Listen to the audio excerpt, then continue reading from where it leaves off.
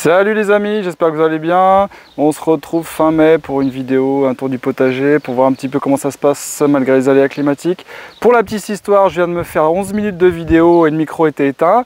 Donc c'est super. Donc je vais refaire avec enthousiasme et optimisme. On va voir si je suis dedans. Ça devrait être un peu plus rapide que 11 minutes. Allez. Alors les amis, comme beaucoup d'entre vous, il a plu énormément. Ici on est dans les Landes.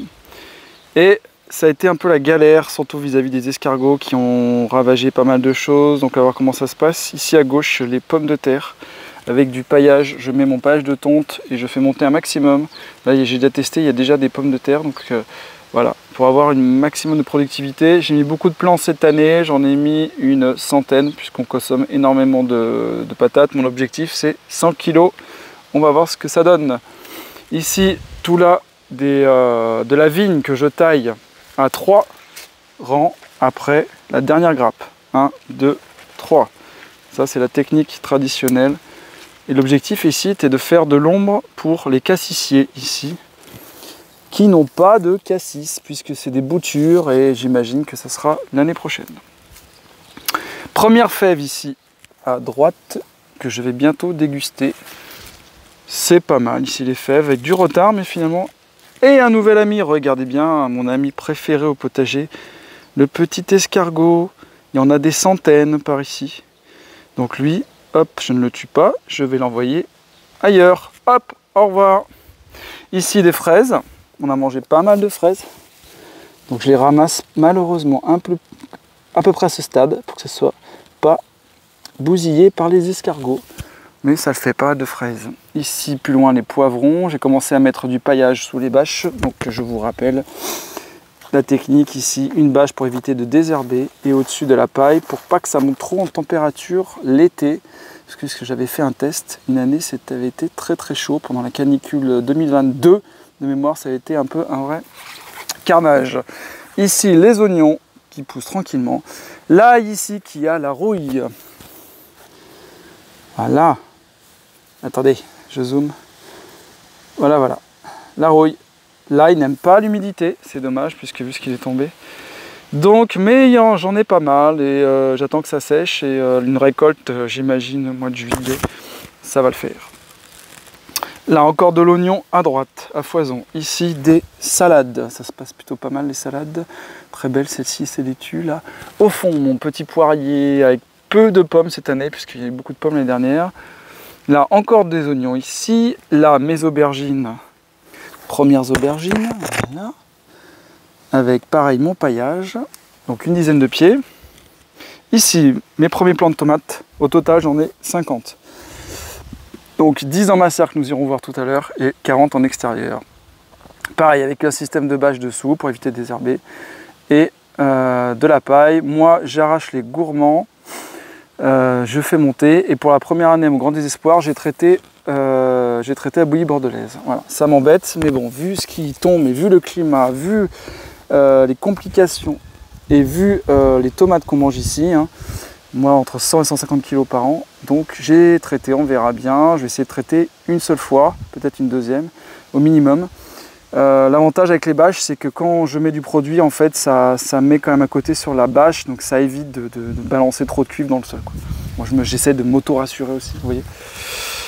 Après, chacun fait comme il le peut dans son potager. Là, encore des pommes de terre. Tout ça, c'est des pommes de terre. J'en mange beaucoup. Objectif 100 kg. Là, 2 concombres. Les premiers concombres ici, là, vous voyez. Concombre de Chine, ça se passe plutôt bien. Ici, le basilic sur votre gauche, on a une dizaine de pieds. Là, les tomates. Les brocolis qui sont en mode survie à cause des escargots. Je soulève la bâche. Si vous voyez, ça va beaucoup mieux. Ça va beaucoup mieux, mais ils ont eu beaucoup d'attaques, mais ça devra aller. Tac, qu'est-ce qu'on va? On va vers les patates douces. Ça va beaucoup plus vite que la première vidéo d'11 minutes. Hop, patate douce ici, une dizaine de pieds. Ça va mieux aussi parce qu'il faisait trop froid. Tac, ça commence à aller mieux.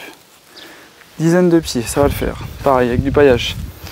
Ici, ma planche butternut tout au milieu, maïs à droite, maïs à gauche qui pousse et ça va faire de l'ombre à mes butternuts. J'en ai 5 pieds qui commencent à être stabilisés, plutôt jolis. Donc là les attaques ça devrait réduire, ils annoncent du beau temps la semaine prochaine, donc ça devrait le faire. Là, tac, ici tout le long, mon raisin que j'ai taillé, un joli pied de rhubarbe ici, tranquillou. Là, ah oui, je ne vous ai pas montré. Les melons à gauche, j'ai tout perdu, hein, les melons. Hein. Donc là, c'est mort. Donc du coup, il me reste ici mes pastèques. J'en ai 5-6 pieds. Voilà, après, ils étaient un peu en mode survie, hein, parce qu'il y a 15 degrés, pluie.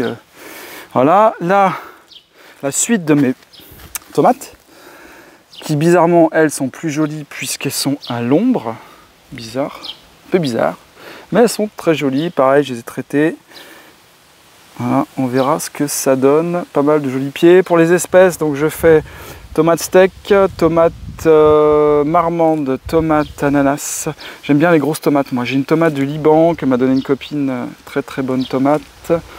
Noir de Crimée, c'est un peu sensible, mais j'essaye d'en faire. Qu'est-ce que j'ai d'autre? Steak, qu'est-ce que j'ai... Voilà. Surtout des grosses tomates. Allez, on va au fond voir. C'est le moment des petits fruits, des fleurs, ça c'est les fleurs de mûre.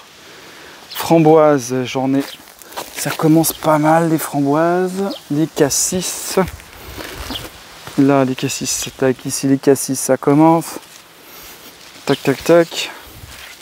Là les groseilles, ça commence aussi. Tout ça c'est de la framboise, ça le fait bien, pas mal de framboises si les oiseaux ne les mangent pas. Encore des fraises ici. Mon joli figuier. Tac. Voilà, tout ça c'est de la fraise sous bâche, hein, pour éviter de trop désherber, parce que voilà, après ça pousse des choses. Qu'est-ce que c'est ça? Oh, c'est une fleur de... C'est marrant, ça, elle est tout en hauteur. Tac, voilà, c'est plutôt joli. Tout là, pareil, toutes les clôtures avec de la vigne. Tomates cerises. Bon, je vais un peu vite, hein, parce que bon, je me suis un peu tapé 10 minutes dans le vent, si vous voulez. Donc, bon... Tac, voilà, on a fait à peu près le tour, pratiquement 2 fois plus vite que la vidéo initiale. Ouais les amis, je suis allé peut-être un peu vite, mais c'est ce qui arrive. Ah les pois. Les pois, j'ai eu pas mal de soucis, j'ai replanté des pois. Donc ça c'est une deuxième plantation, ça c'est la première. Donc voilà, ça va quand même le faire. Hein. De toute façon les pois gourmands, je les mange crus. Je ne mange pas énormément, ça me va très bien. Voilà les amis. J'espère que ça se passe bien pour vous. Malgré tous ces aléas climatiques, on n'a pas trop le choix, on s'adapte. Et puis voilà. Ah oui, on va finir par la serre. C'est parti. Tac, voilà la serre. J'ai commencé à fixer les cordes, tac, jusqu'en haut là. Je fais monter les cordes. Une dizaine de pieds, je fais monter les cordes comme ça. Voilà, elles sont aussi jolies. Pour l'instant ça va. Et je fais une petite expérience, j'ai planté des patates douces derrière là-bas. Là, qui était un peu en mode survie, on verra ce que ça va donner. Voilà les amis, allez, un rapide tour. J'espère que vous allez bien, et puis amusez-vous bien dans votre potager. Moi, c'est cool. Bye bye.